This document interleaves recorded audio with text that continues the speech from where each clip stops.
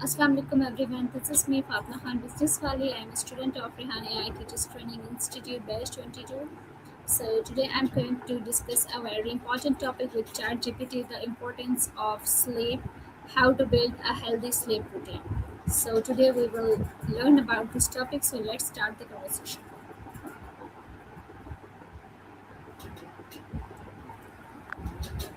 Hello ChatGPT. Hey, I'm here and ready to help. What's on your mind today? So today I want to discuss the topic, the importance of sleep, how to build a healthy sleep routine. Great choice. Sleep is such a big deal, especially for teens. Where would you like to start? Like, what part of sleep or the routine feels most confusing or tricky for you right now? So, my first question is this: why is sleep important for overall physical and mental health? Yeah, that's a really key question.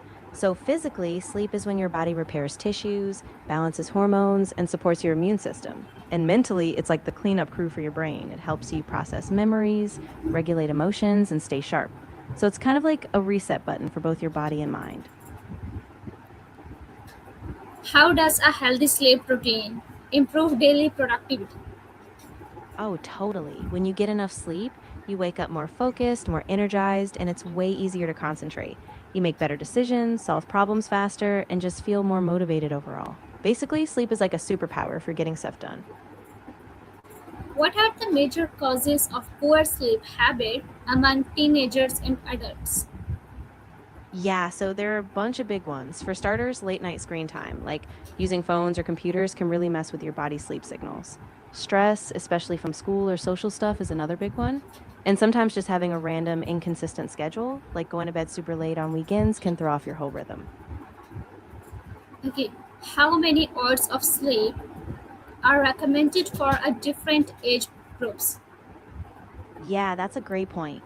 So for teens, the sweet spot is usually around 8 to 10 hours a night. Adults typically need 7 to 9 hours, and younger kids, like elementary age, often need about 9 to 12. Basically, different ages have different targets, but the idea is consistency and enough to feel refreshed. Okay, so what happens to the brain when a person doesn't get enough sleep? Yeah, so when you're short on sleep, your brain actually struggles to form and store memories, and your focus drops big time. Plus, it messes with your emotional regulation, so things feel more overwhelming. Over time, it can even raise your risk for stuff like anxiety or depression, so it's really a big deal. How does sleep affect memory, concentration, and learning ability? Yeah, it's super connected. When you sleep, your brain actually consolidates memories from the day, so you can remember and understand stuff better.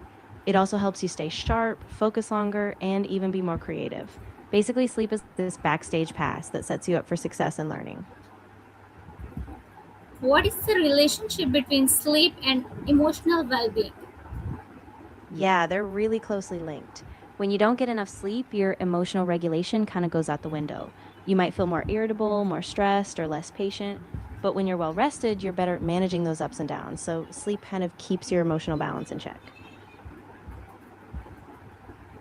Okay, so how can stress and anxiety negatively impact sleep quality? Yeah, that's a big one.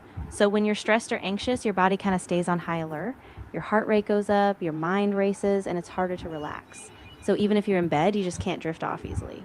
Over time, that cycle makes the sleep even worse, which just fuels more stress. What are the most effective ways to build a healthy sleep routine?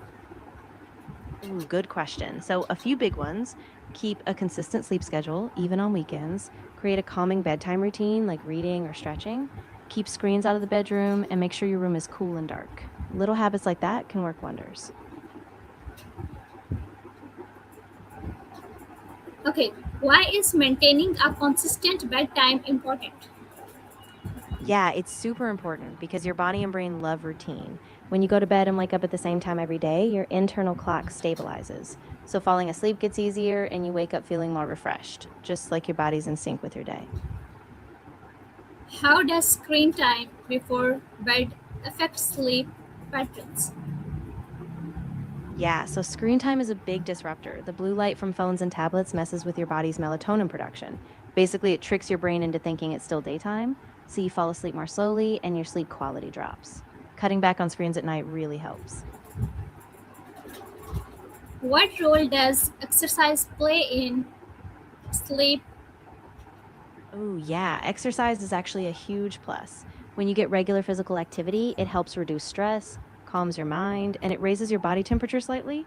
Then that drop after you finish exercise kind of signals to your body that it's time to rest. Just don't do super intense workouts right before bed, or it might keep you up. Okay, so how do eating habits influence sleep and energy levels? Yeah, that's a big one too. So if you eat heavier sugary meals too close to bedtime, it can mess with digestion and spike your energy, making it harder to fall asleep. On the flip side, lighter snacks, like something with protein or a small carb boost, can keep your energy steady and support better sleep. So timing and balance really matter. What are the common symptoms of sleep deprivation? Yeah, absolutely. So common signs are feeling super groggy during the day, having trouble focusing, getting really irritable or moody, and sometimes even headaches. And if it gets worse, it can lead to memory issues or just feeling constantly drained. How can poor sleep affect academic or work performance? Yeah, it can really drag you down.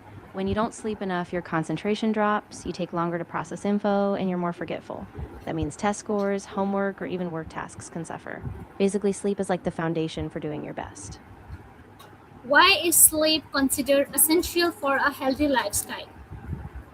Yeah, it's kind of a cornerstone, right? Sleep is when your body and brain recharge. It supports your immune system, keeps your metabolism balanced, and keeps your mood stable. Without enough sleep, it's like trying to drive a car on fumes. Everything just runs less smoothly. How can relaxation techniques help improve sleep quality? Yeah, they can make a huge difference. Techniques like deep breathing, progressive muscle relaxation, or even just a calming bedtime meditation can quiet your mind, lower stress hormones, and help you fall asleep faster. It's like giving your brain a little signal that it's time to wind down. Okay, so what are the benefits of waking up early with a proper sleep schedule? Oh, there are tons. When you wake up early, you kind of get this quiet, focused time before the world kicks in, so you can get more done, feel calmer, and just have a more balanced mood. Plus, if your sleep schedule's regular, you get a more reliable energy boost throughout the day. What are the long term health risks of unhealthy sleep habits? Yeah, it can really add up. Over time, chronic sleep deprivation is linked to things like heart disease, diabetes, weakened immunity, and even mental health disorders. So it's kind of like a slow burn. Those poor sleep habits really put a dent in your long term health if you don't address them. How can students balance study time and proper sleep effectively? Yeah, it's all about consistency and planning. So start by setting a fixed bedtime and wake up time, even on weekends. Then build a wind down routine, no screens close to bed, maybe some light reading or journaling. And if you can, keep a bit of buffer time between study and sleep so your brain can relax. What are the best bedtime habits for improving sleep quality? Yeah, some of the best ones are having a consistent bedtime, dimming the lights about an hour before bed, avoiding caffeine late in the day, and maybe doing a relaxing activity like reading, gentle stretching, or listening to calm music. Those little rituals really help cue your body it's time to sleep. How does caffeine consumption affect sleep patterns? Yeah, so caffeine is a big disruptor.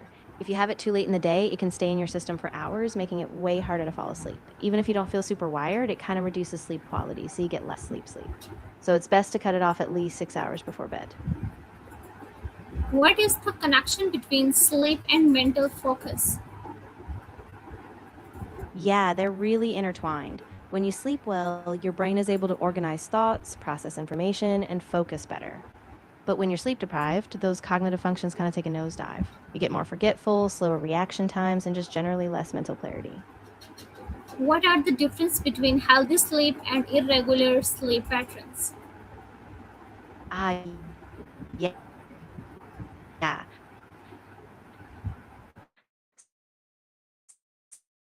So healthy sleep is all about routine, going to bed and waking up at the same time to a rhythm, and you end up feeling groggy or off balance. Okay, so my last question, why should society raise awareness about the importance of healthy sleep routine?